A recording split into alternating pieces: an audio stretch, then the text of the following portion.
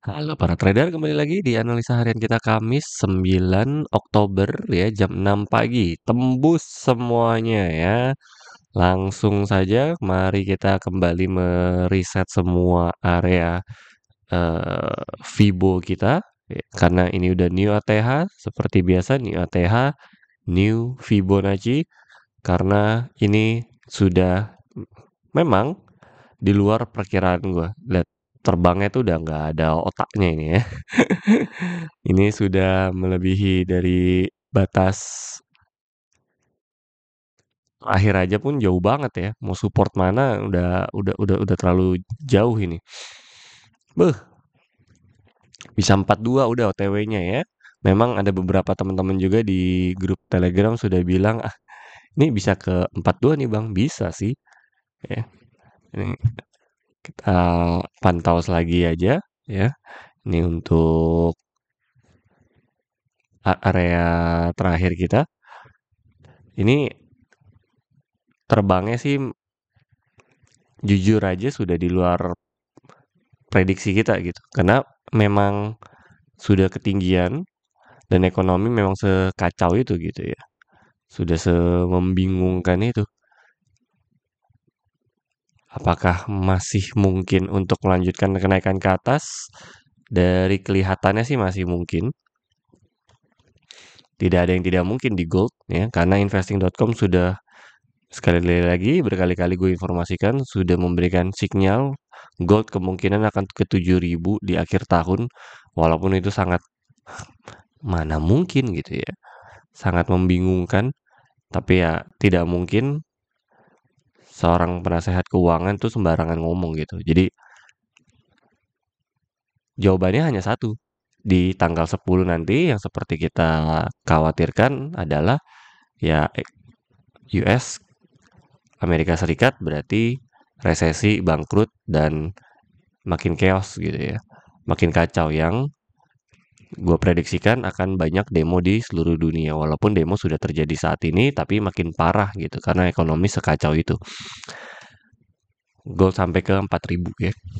Dari 3.000-an, dari 3.300 aja udah pada demo ya. Indonesia juga pada saat demo besar-besaran itu gold tuh di 3.200, 3.300 yang sebenarnya ekonomi kalau misalnya demonya karena ekonomi ya, bukan yang karena kebijakan pemerintah, itu memang terjadi di seluruh dunia, bukan hanya terjadi di Indonesia saja.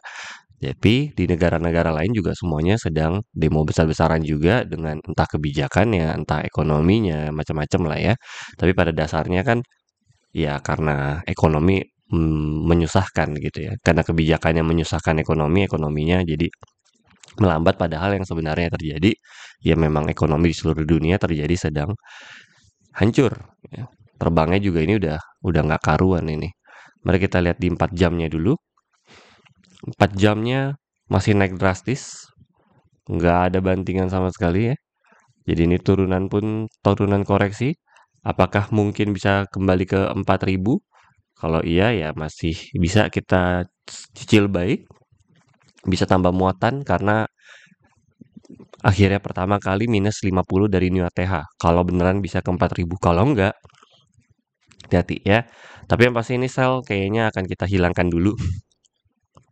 Masih ya.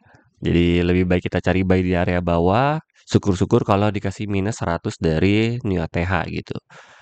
Hari Kamis kemungkinan terbesarnya dari kemarin kita predik merah ternyata tidak ya, walaupun ini sudah mulai melambat lebih baik kita pantau dulu karena seharusnya kan penentuannya tanggal Jumat nanti menurut gua pribadi gitu ya seharusnya dari Senin sampai Kamis ini seharusnya sideways menunggu hasil keputusan di tanggal Jumat nanti.